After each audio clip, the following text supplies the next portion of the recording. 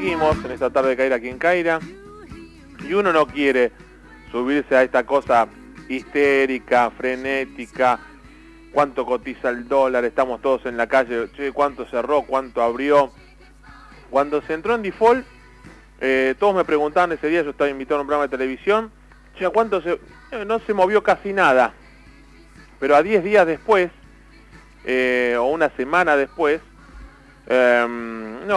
10 días después, hoy es 14, casi 2 semanas, hoy jueves, 2 semanas exactamente que se entró en default, el dólar blue 13,20 y hacia arriba, el contado con liqui 11,50, el dólar tarjeta 11,25 porque el oficial está a 8,33 y eso se le aplica 35%, las ventas de dólar para ahorro, para monotributistas en su mayoría ya no las autoriza la AFIP en su sistema, y queremos saber hacia dónde va esto, ¿no? Porque hay distintas versiones y distintas variantes, el mercado a veces es especulativo y otra vez se refleja la realidad del país.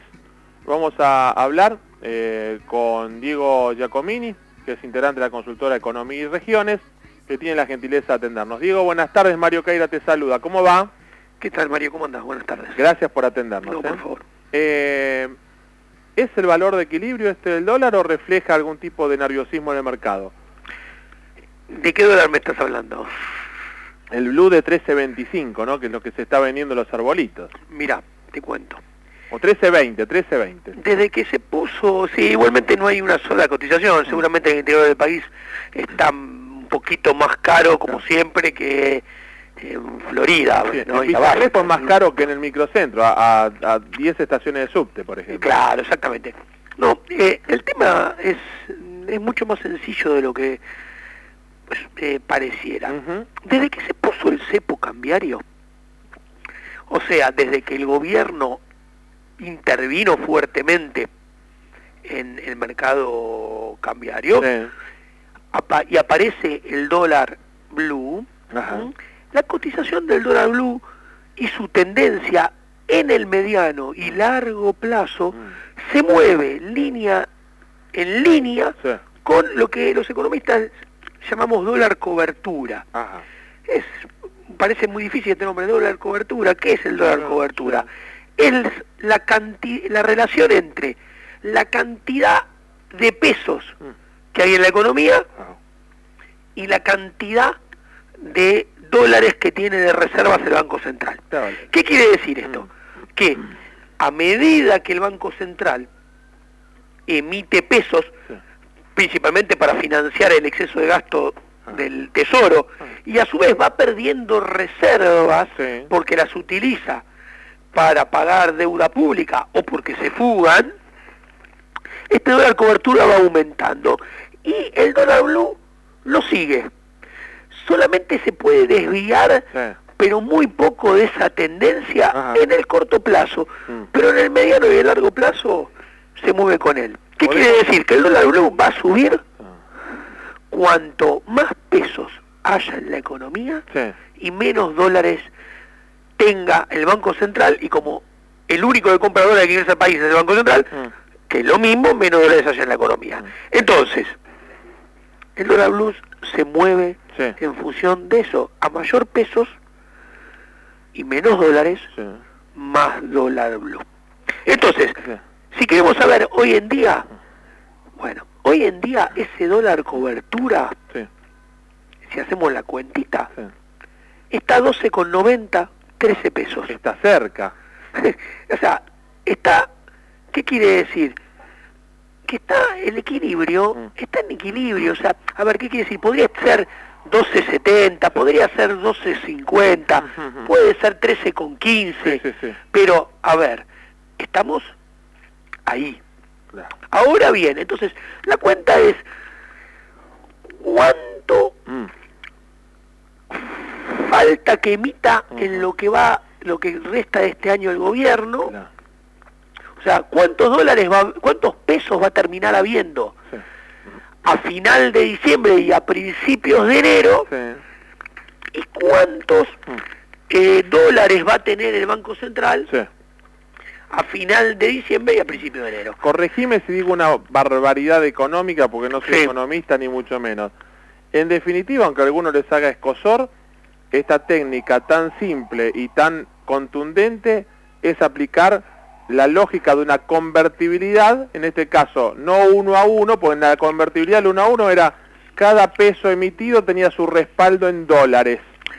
A ver, yo justamente mi especialidad es tipo de cambio, moneda, yo te escucho y aprendo, inflación, política monetaria. A ver, cuando es verdad, un banco central no necesariamente tiene que tener nada físico, o sea, que respalde a su moneda. Ajá. ¿Qué quiere decir? Que no hay ninguna teoría económica que diga que tiene que haber una determinada cantidad de dólares detrás de los pesos. Es más, de hecho, podríamos no tener ningún dólar y que no haya inflación. Sí. Pero ¿qué pasa? ¿Eso cómo sucedería? Si tuviésemos un banco central con mucha reputación, o sea, ¿qué quiere decir esto? Que todo el público percibe que hace su trabajo muy bien y que por ende no hay inflación y todo el mundo quiere tener pesos. Si todo el mundo quisiera tener pesos, no habría problema. ¿Qué pasa? En Argentina, repito, sin ninguna teoría que lo avale, simplemente con la evidencia empírica que lo avala hace muchísimos años, y sobre todo desde que se puso el cepo, se registra que a medida que sube el dólar cobertura, sube el dólar blue. Entonces yo quiero saber cuánto va a estar el dólar blue. A fin de año y a principio del año que viene tengo que ver cuánto va a estar el dólar cobertura. Y para eso tengo que ver cuánto va a emitir el gobierno y cuántos dólares va a tener. Entonces, yendo al grano, si el gobierno emite 110.000 millones de pesos de acá a fin de año y las reservas que hoy en día están en 29.000 millones, la segunda mitad del año es una época donde lo normal es que se pierdan dólares, así como en la primera mitad lo normal es que se gana. Claro. Entonces, si se emiten 110.000 millones de acá a fin de año y se termina el año con 24.000 millones de reservas, este dólar cobertura va a rondar los 17 pesos con 50 a fin de año. Con lo cual, el dólar blue, tranquilamente, a fin de año, principio de enero próximo, si se sigue comportando como se comportó siempre, va a estar rondando los 15 y 16 pesos. Pregunta.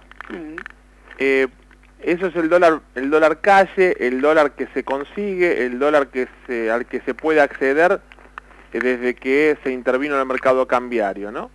Sí. ¿Crees que como fue en el mes de enero, más allá de lo que el discurso, el relato y la voluntad ideológica o política del gobierno quiera, la realidad le impondrá una nueva corrección en el dólar oficial, o crees que tiene margen como para retenerlo un poco más y aguantar un poco más y después... Mira, la respuesta es muy sencilla. Estamos en una economía donde se emiten muchos pesos cada vez más y la gente cada vez los quiere menos. Claro. A ver, ¿qué quiere decir esto? Hay una variable clave que es la demanda de dinero. En el primer semestre la demanda de dinero cayó un 13%. Si se acelerara esta caída de la demanda de dinero, que podría ocurrir porque a menor nivel de actividad económica, dólar y también dólar más alto y más bajas tasas de interés, lo normal es que la gente adquiere menos pesos porque va a haber menos transacciones económicas y a su vez quiera menos pesos porque las tasas de interés son menos atractivas y el dólar gana atractivo. Para que te des una idea, si emiten lo mismo que hasta ahora y la demanda de dinero en lugar de caer un 13% cae un 19%, la inflación que hoy en día está en un 40% subiría un 44-45%. ¿Por qué digo esto? Porque la variable, lo primero que quiero recalcar es que la variable dinero es clave. O sea, no solamente importa cuánto emite el gobierno, sino cuántos pesos quiere la gente. Ahora bien, el punto es que en este contexto, el tipo de cambio es un precio más de la economía.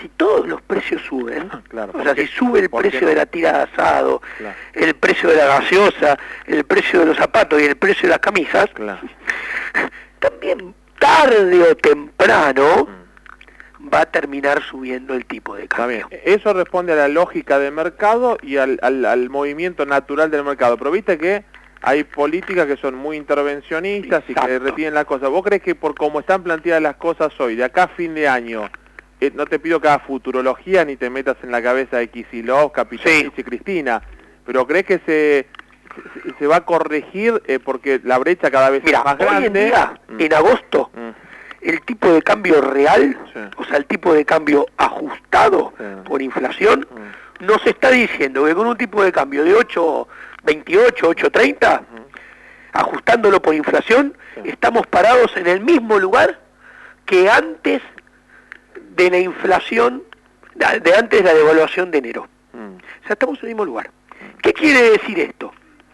Que estamos en el mismo punto de partida en el cual surgieron problemas cambiarios hace 8 meses atrás. Claro. Por ende, yo creo que el gobierno va a intentar que el tipo de cambio se devalúe lo menos posible. Claro.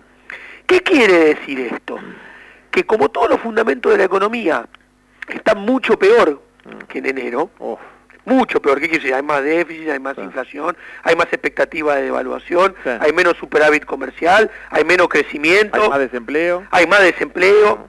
Entonces, yo creo que el gobierno lo va a tratar de manejar y va a tratar que la devaluación sea lo menos posible. Yo creo que lo más probable es que ese manejar termine con, lo traten de llevar al dólar, acompañando de cierta forma los precios, y termine el año en 9,40, 9,50.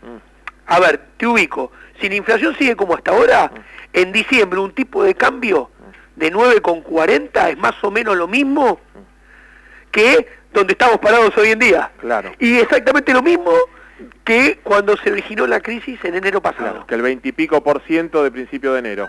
Exactamente. Claro, digamos, mantenemos la crisis, es decir, vamos aguantando al muerto con el respirador artificial. Exactamente, y en ese contexto, si siguen con la política fiscal excesivamente expansiva de hoy en día y la emisión monetaria de hoy en día tan excesiva también, que paga el exceso de gasto, también es muy difícil mantenerlo en esos niveles del tipo de cambio y aumenta la probabilidad de que se tenga que devaluar aún más.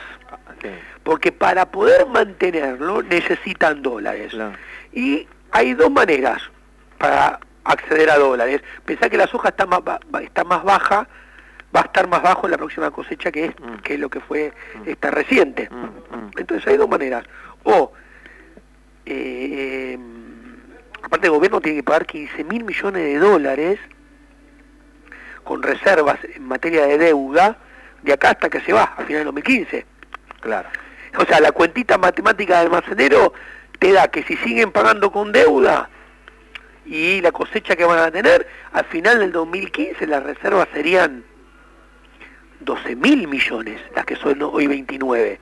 Hoy 29, final del 2014, 24, final del 2015, 13. Yo creo que nos vamos a quedar sin candidatos, o sea, a nadie le va a interesar agarrar esto a fines de 2015. Por eso había dos caminos, o arreglar con el CIADI, arreglar con el FMI, arreglar con Repsol, el CIADI y Club de País para obtener dólares de afuera. ¿Qué pasa? Apareció el evento del default y de Griesa. Y a la pelota. Y hay que ver qué se hace, porque es arreglarlo para que pueda entrar algunos dólares de afuera, o no sé qué estarán pensando, pero si tienen que pagar 15, claramente que si usan la reserva para pagar los 15.000 millones que están pagando hasta el final de 2015, las cuentas no dan por ningún lado. Claro. Y ahí entra el riesgo a ver si a alguno se le ocurre dejar de pagar en el 2015. ¿Se entiende? Sí.